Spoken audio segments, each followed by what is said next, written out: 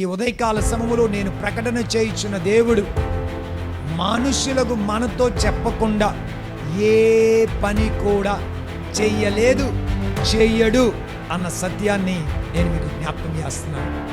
నోవహు కాలాల్లో దేవుడు మనుషులందరూ పాపాత్ములుగా తీర్చబడినప్పుడు వారిని నాశనము చేయబోతున్నానని, నీవు మారు మనసు పొంది నా దగ్గరికి వస్తే నేను రక్షిస్తానని ఎలుగెత్తి నోవహు ప్రవక్త ద్వారా 40 దివారాత్రములు ప్రకటన చేసినట్టుగా పరిశుద్ధ గ్రంథమైన బైబిల్ మనకి జ్ఞాపకం చేస్తుంది.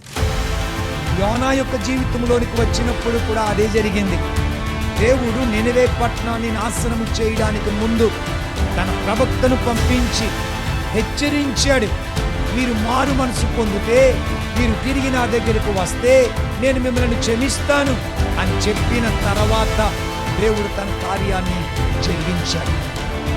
ఈవెన్ టుడే, ఈ దినముల్లో కూడా నా మాట్లాలకించుచున్న క్రైస్తవ సంగమా, భారతదేశ ప్రజలారా, ప్రపంచ దేశములో ఉంటున్న ప్రతి వ్యక్తి తెలుసుకోవలసిన సత్యం ఏమిటంటే, దేవుడు ఈ అంత్యకాల దినాల్లో మన జీవితాల్లో మనం నివాసము చేయుచున్న ప్రపంచములో ఏ కార్యాలు సంభవిస్తాయి అని మత్తయి సువార్త 24వ అధ్యాయం అద్భుతకరముగా యేసుక్రీస్తు వారు వివరించారు.